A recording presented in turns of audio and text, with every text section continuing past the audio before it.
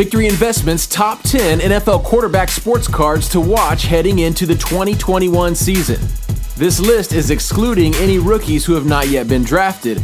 Obviously, the top rookie quarterbacks will have rookie cards that will be in demand, especially early. Buy at your own risk, young card hustlers. This is just my opinion, but I am a pretty smart dude. Let's get it in. Honorable mentions include Joe Burrow, Jalen Hurts, and Tua Tagovailoa in that IG pose, man. Tied at number 10, Baker Mayfield and Dak Prescott. The Browns had a better season last year, and Baker showed he could perform well when he needed to. They do have a great running game, which does take away from Baker being needed to put up huge stats. Yet he's young, he's charismatic, and he could improve more this year. His cards could be desirable. That said, I'm not buying any. If it weren't for the Cowboys, Dak Prescott cards would be much more desirable. If he comes back from injury playing like he did before he got hurt last year, there are a lot of reasons to be optimistic about Dak. The Cowboys always have a lot of fans, and when they play well, which hasn't been lately, their QB cards are always in demand. I do feel like Dak's cards could surprise some people if and only if the Cowboys surprise some people, but he may be due for a breakout when it comes to his cards. Number 9, Desean Watson. He'd be much higher on my list if he weren't in so much hot water right now. He's got a lot of things going against him, yet his talent and leadership on the field is undeniable. He's extremely talented, and on a good team, this guy would be very, very dangerous and hard to beat. The NFL is known as being a place that will always give guys second chances, especially if he's proven not guilty. His card prices are dropping a lot right now, yet his future is also somewhat uncertain. If I look at the player, his cards are worth looking at. If I look at his situation, it gives me reason for hesitation. I do like Desean as a player. We'll have to see what happens in his personal circumstances. Number 8, Lamar Jackson. People love Lamar Jackson. He's a franchise quarterback. He didn't have an MVP season last year, but he still played very, very well.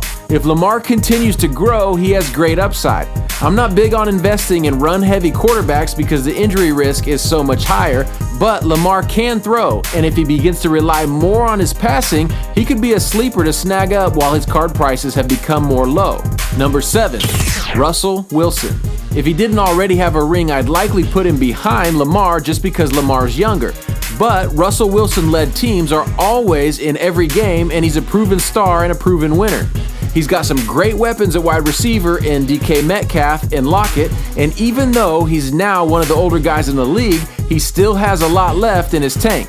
He's as great a competitor as anyone, and I'd keep a watch on his cards.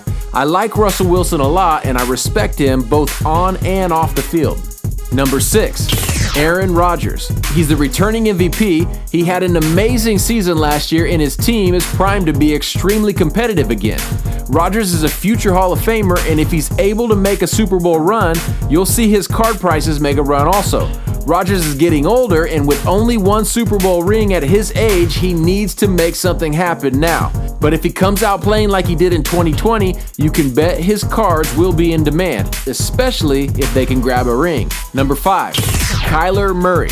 Kyler Murray seems to have a clutch gene that a lot of young quarterbacks don't have. He's fast, he's got great leadership skills, and he's proven he can make really big plays.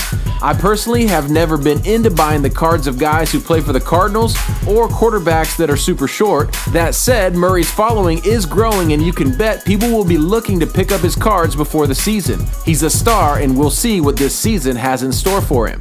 Number 4, Josh Allen. He's young, he's gritty, which goes well with Buffalo football, and he's getting better.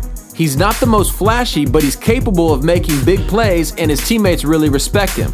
The Bills are becoming a strong franchise in the AFC, and you can be sure people will want to have an investment in this young, up-and-coming star.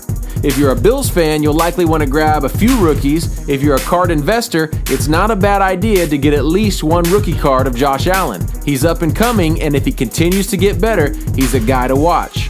Number 3, Justin Herbert. He's the returning Rookie of the Year with a bright future ahead.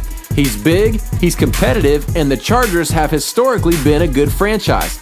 LA is a big market, which means lots of fans that will want their star quarterback's cards. If he fights through and doesn't end up in a sophomore slump, you'll see some very big games from Justin Herbert.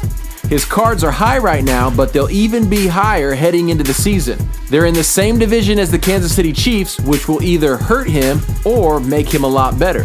Number 2, Tom Brady. He's the GOAT, that's undeniable. The Bucs should be a great team again, and if things go right, he'll be able to compete for another championship.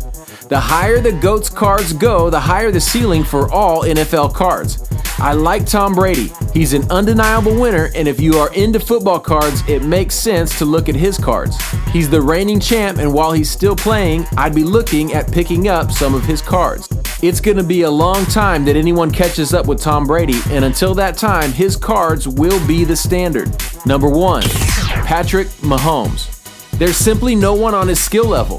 When I put other quarterbacks next to him, I just don't see any comparison. The Chiefs have a stacked team, and Mahomes is a walking highlight reel. As a KC guy, I'm definitely very biased, but when I look at any quarterback next to him, they just don't match up skill-wise. When his receivers are catching the ball and his O-line is healthy, he almost always outplays any quarterback he goes up against. He's still young, he's still learning, and he's the face of the NFL, especially as the old guard begins to retire. He's a dad now, and that little girl will motivate him to be even better. With Mahomes, the Chiefs are always in every game. This guy is truly a generational talent. With Brady on his way out in the coming years, the NFL is his for the taking, if he wants it bad enough. His cards will continue to be in demand, especially by me. That's been the Victory Investments Top 10 NFL Quarterbacks going into the 2021 season. Hey, Tua, talk about in that IG post, man.